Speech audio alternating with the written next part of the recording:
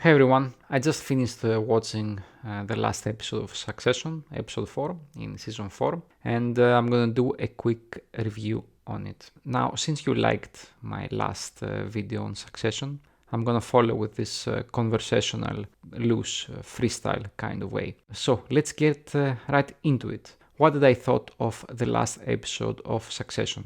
Well, the writers of the show again took a very wise decision.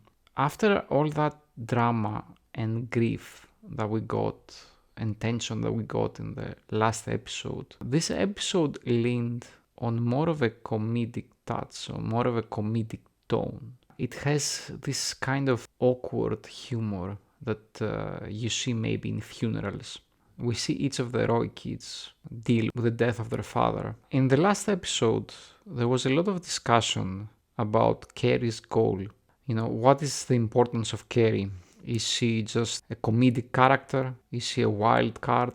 There were speculations that she might be pregnant. Well, in episode 4, we learned that Shiv is pregnant, not Carrie. It was basically a red herring, and it was brilliantly done because, who would have thought? It's been quite a while since we've seen Shiv and Tom, because I'm guessing Tom is the father. It's been a while since we've seen them both together. So yeah, we learn that Shiv is pregnant, and immediately we go to the wake of the funeral, where we see the Roy kids reading newspapers, the obituaries of their father's death. And every single newspaper is doing their damnedest not to call him the worst possible names, imaginable. That basically sets up the mood for the episode, where we get there and we see Greg trying to position himself as part of a family, and no one else thinks of him as part of a family, not of a close family. And this kind of a comedic style continues all the way to the episode. I think I laughed aloud a lot of times during the episode. I didn't really expect. I think it's because of all the tension that was gathered of the previous episode, and we needed a kind of release, a way back to the actual real world, where Logan Roy is not among us anymore, among the characters, that is. Whatever grief the Roy kids might be feeling basically breaks apart when we discover that Logan left a will behind, his last wishes. Now, the paper that was found in a safe by his lawyer might be 4 years old, it's not dated, but immediately it throws a wrench into the whole succession proceedings. Who will be the next CEO of the company? Kendall, Roman, they won't just sell the company and get the hell away. But now Kendall wants to be a part of the company. He wants to be chief of the company. Just because his name was on the paper, just because his father, Logan, wrote down his name on the will. Now, Logan actually wrote that he wanted Kendall to be the next CEO of the company, but because we don't know how long that decision was taken, then it's not really valid because the kids don't have control anymore. They need the votes on the board. And there are some little details that I really liked in this episode. Kendall sees his name underlined in the will, and he feels responsible to be the good son that his father never got. His father, Logan, always viewed him as a fuck-up, as a junkie, as a person that was never good enough to be the chief of the company. But a little bit later on, when Shiv finally sees the will, she says that the name of Kendall is not underlined, but crossed out. Now, it's not exactly clear. We do see at the end of the episode a close-up, and you kind of see there's like a 50-50% chance that it could be underlined and it could be, crossed out. But Kendall is never really sure of what his father's actual wishes were. He could have in the past wanted Kendall to be CEO, but at some point he might have changed his mind, and that's why some of his name is crossed out. Or it might have been, a mistake or accidental. Whatever that case may be, it forces Kendall to take a drastic decision in the final moments of the episode. When Kendall arrives at his father's wake, there is a small little moment that plays out in the background where one of the lawyers is basically having a meltdown on the phone. And a little bit later on, we found out that his daughter, the lawyer's daughter, sold some of the stocks before it got out that Logan died. So basically, he benefited from them.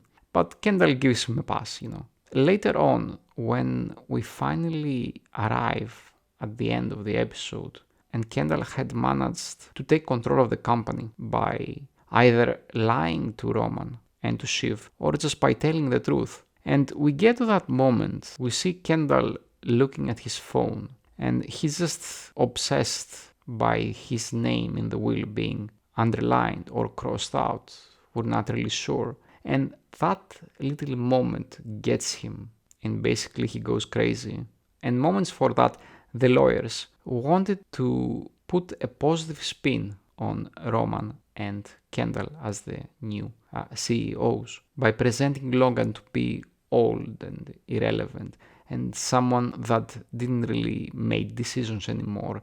And in reality, Kendall and Roman took all the decisions, and now it all came to light. Now that their father is dead. Immediately, Roman shuts it down. He doesn't want to hear it, and Kendall just tags along. He doesn't really have any kind of agency on that part. He just lets Roman do his thing. And minutes later, when Kendall sees his name crossed out probably, and he sees that as his opportunity to avenge his father now that he's gone. So he goes to the lawyer that benefited from the stocks and basically threatens him. And that's about it.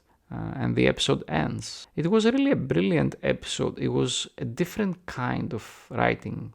There was comedy, there was drama, there was... What I really liked about Succession in general, but more on this episode, how they use the lighter moments and the funny moments with the cursing and the foul mouthing and all of that, to have the viewers let their guards down, We don't really think that we're gonna watch something important dramatically. We just watch Roman having like a silly monologue, or we just watch Tom and Greg, having a silly dialogue. But all of that is very intentional, of course, and it's used to prime the moment, to let our guard down and hit us heavy with a dramatic touch. Because think of how funny this episode was. This was probably, hands down, maybe the funniest episode of this season, at least 100%, but maybe as a whole, maybe the funniest episode as a whole. And it ends by Kendall betraying his father, ultimately betraying his father because his father isn't alive. He betrays his father in the most horrific way. He betrays his legacy, his memory, because his father did everything he could to protect it, to protect all the secrets, all the bad things he did. But now all of that will come out, and he's not here anymore to protect his legacy, to protect his memory. And Kendall did all of that because of just pettiness. He's just a petty, narcissist little boy, basically. Not only that, but he stabbed in the back Roman and Shiv, who he just... promised to be fair to them, to give them what they are owed. It's certainly going to be a fascinating last season of Succession. All the pieces on the board are out. All of them, all the characters have their own agency, they have their own wants, and they are absolutely prepared to do anything they can to get what they want. The most decent character so far is the most foul-mouthed one, is Roman. And I want to see how exactly he will react when he realizes that Kendall betrayed him.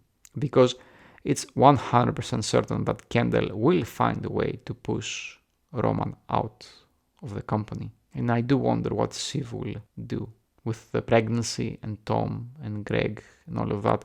It is a fascinating thing that we have right now, because the series could go into all kinds of different directions. But anyway, these were my thoughts on the last episode of Succession, episode 4. If you like this kind of content, please subscribe and check out my other videos. See you around.